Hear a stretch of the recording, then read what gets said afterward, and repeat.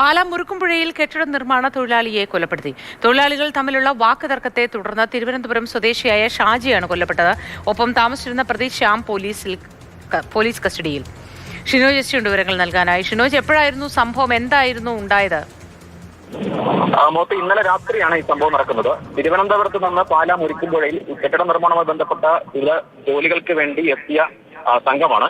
ഇവർ കഴിഞ്ഞ കുറച്ച് നാളുകളായി പാലാ മുരിക്കുംപുഴയിലെ ഒരു വീട്ടിൽ ഇത്തരത്തിൽ വാടകയ്ക്ക് താമസിച്ചു വരികയായിരുന്നു. ആ റൂമിൽ ഏകദേശം 4-5 തൊഴിലാളികൾ ഉണ്ട് എന്നാണ് നമുക്ക് മനസ്സിലാക്കാൻ കഴിയുന്നത്. ഇന്നലെ രാത്രി ഈ കൊല്ലപ്പെട്ട ഷാജിയും ഒപ്പം തന്നെ ഈ കൊലപാതകം നടത്തിയ ശ്യാമും തമ്മിൽ മദ്യപാനത്തിന് ശേഷം ചില വാക്കുതർക്കങ്ങളുണ്ടായി. ഈ വാക്കുതർക്കത്തിനൊടുവിൽ അത് സംഘർഷത്തിലേക്കും അടിപിടിയിലേക്കും തുടർന്ന് ഈ ഈ ഷാജിയെ നിലത്തിട്ട് ഷാജിയുടെ നെഞ്ചിൽ ആവർത്തിച്ച് ചവിട്ടുകയായിരുന്നു. ഇതാണ് മരണം കാരണമെന്ന് നിലവിൽ പോലീസ് പറയുന്നത്.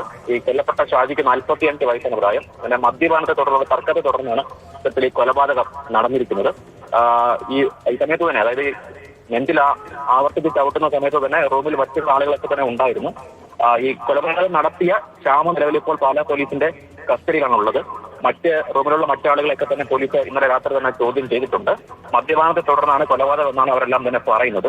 നേരത്തെയും, അതായത് ഏകദേശം ഒരു 2 മാസം മുൻപും ഇതേ മുരിക്കുംപുഴയിൽ അതിന് സമീപത്ത്, അതായത് ഇന്നലെ കൊലപാതകം നടന്ന സ്ഥലത്തിന് സമീപത്ത് തന്നെയായി ഇതേ തരത്തിൽ സമാനമായ രീതിയിലൊരു കൊലപാതകം നടന്നിട്ടുണ്ടായിരുന്നു. അന്ന് സാമൂഹിക മെസ്സേജ് അയച്ചു എന്ന് പറഞ്ഞിട്ടാണ് ഇത്തരത്തിൽ മറ്റു ജില്ലയിൽ നിന്നുള്ള 2 പേർ കെട്ടിട നിർമ്മാണ തൊഴിലാളികളാണ് അവരും ഇത്തരത്തിൽ കൊലപാതകം നടത്തിയത്. സമാനമായ രീതിയിലെ കൊലപാതകം തന്നെയാണ് ഇന്നലെ വീണ്ടും പാലാ മുരിക്കുംപുഴയിൽ ഉണ്ടായത്. മദ്യപാനത്തെ തുടർന്ന് തർക്കത്തെ തുടർന്നാണ് കൊലപാതകം.